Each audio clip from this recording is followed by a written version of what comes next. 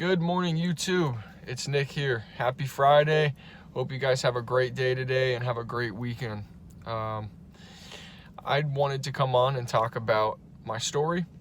I wanted to talk about my withdrawal experience and how I made it through. So, as I told you in my testimony or my story, I ended up overdosing, and I ended up getting in this year-long program. Well, after I overdosed, I already put my application in to get in this program, but they said it would take about a month or two to get in because there's a lot of people in need. And so I didn't know what to do, man. You know, I just kept using, and that's when I ended up overdosing. So I ended up overdosing, and then the next day I got high. And then the last time I got high was when, I can't remember what day it was, but it was in the Wendy's parking lot, I remember, and it was a 30 bag. That's all I could afford. And I just got right, I really didn't get high, and I was so pissed because I was so done, So I entered this program. There's no detox, there is no medication. It's none of that. You come in the year-long program, and there's 28 days. It's called blackout or motivational track. They want to see if you want it. There's 16 of you in this bedroom with bunk bed, and you're feeding the homeless people at this organization, and you're going to classes. And so I'm just like, I come in this program, and I'm like, listen, I don't feel, I don't know if I can do this. And they're like, listen, you can go to detox, but we don't know if we can save a bed for you. And I'm like, oh man. So I was like, I'm just going to stick it out. So day one, I'm not too bad, Day two comes along. Holy crap. I woke up drenched. Like the whole bed was wet. I was cold chills, felt like I was dying. And they wake you up at 5:30, and they're like, okay, we're gonna go to Planet Fitness across the street or whatever. And I'm just like, I can barely move, and I'm just like in the van.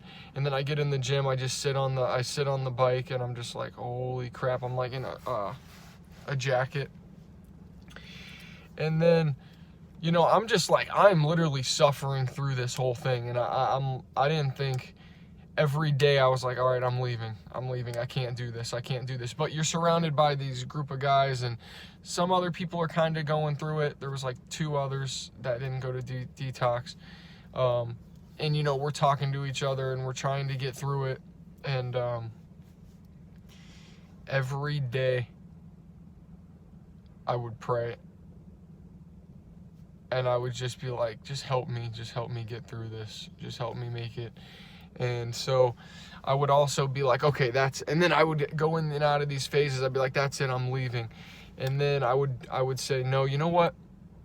If it was morning time, I'd be like, I'm going to leave at lunchtime. That's it, I'm done.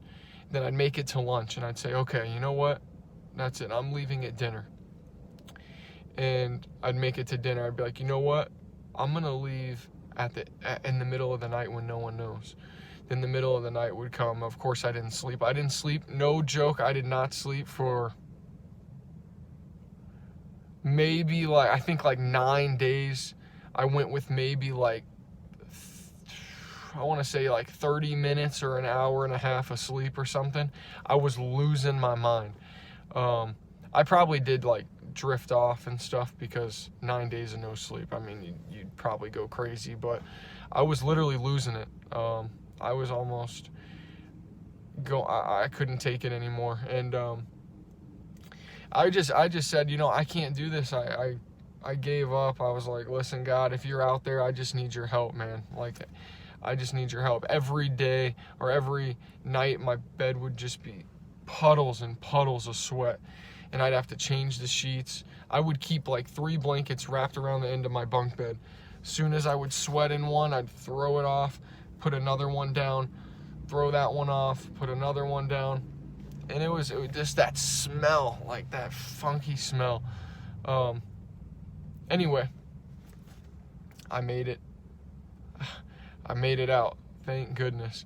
And it was like my 14th day or 15th day. I finally got like 5 hours or 6 hours of sleep, and I was so relieved. But what I think really helped me is they kept me really busy, or they kept us really busy. So you would wake up 5:30, you'd have to go in the van to the gym across the street. Then you come back, you would shower, then you would eat some type of breakfast, whatever they had there. It wasn't like anything fresh. It was like apples, peanut butter, whatever you can get in the cabinet at this place, because it's all donated.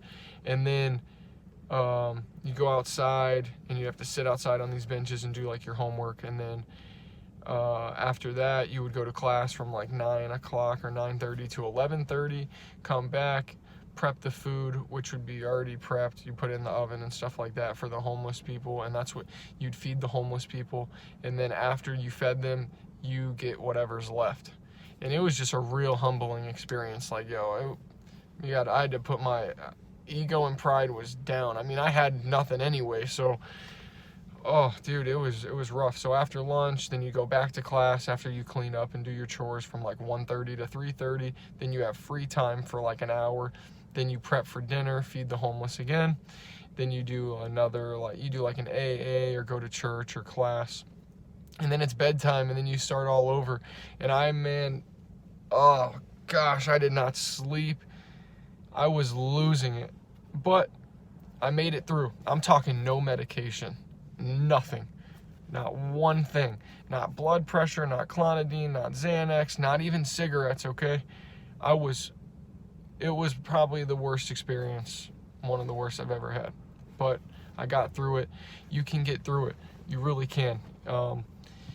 And this is going into my next video. I think I'm going to make Monday or something about creating sober habits and figuring out what you're going to do. What's your plan for when you start withdrawing and getting sober? Like, make a routine or new habits that you're going to do, so you don't just get sober and then not know what to do and you're just sitting in your house. You got to try to figure that out, in my opinion. But then again, what do I know? I'm just a recovering heroin addict. Anyway, hope you guys have a great day. God bless. Have a great weekend. Be safe. Love you all. Peace.